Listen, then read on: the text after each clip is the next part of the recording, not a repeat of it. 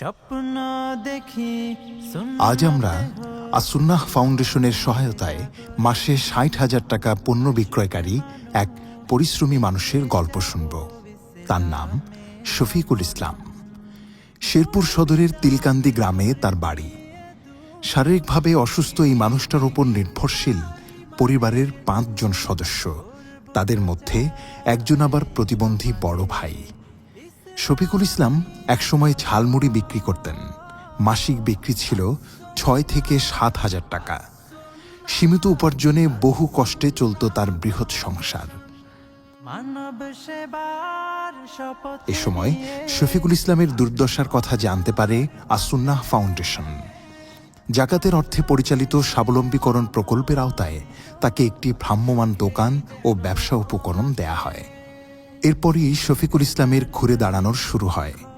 Foundation থেকে পাওয়া দোকান ও উপকরণের মাধ্যমে তরতর করে বাড়তে থাকে তার ব্যবসা। পরিদর্শনে গিয়ে দেখা যায় তার দোকান ঘিরে ক্রেতাদের ভিড়। দোকানে সাজানো ফুচকা, চটপটি, ঝালমুড়ি, চালতা, আমড়া, জলপাই সহ লোভনীয় সব খাবার। তার বাড়ি ৩টি শিক্ষা প্রতিষ্ঠানের মাঝামাঝি হওয়ায় শিক্ষার্থীরাই তার প্রধান কাস্টমার।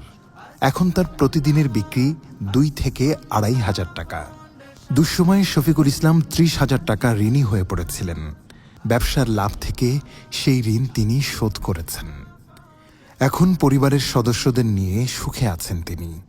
আসলে ভালো থেকে গাড়ি আর যোগাযোগ করে দিল। মানে এই যে আগে ২-৩০০ টাকা বেচতাম, খুবই কষ্ট হয় না। আমাদের ২,৫০০ টাকা বেশি আল্লাহ দিন কালাম সুন্দর মতো স্বপ্ন দেখি শুধু শেরপুরের শফিকুল ইসলাম না, আল্লাহর অশেষ রহমতে আসুন্নাহ ফাউন্ডেশনের স্বাবলম্বীকরণ প্রকল্প সারা দেশে এমন অসংখ্য শফিকুল ইসলাম তৈরি করেছে।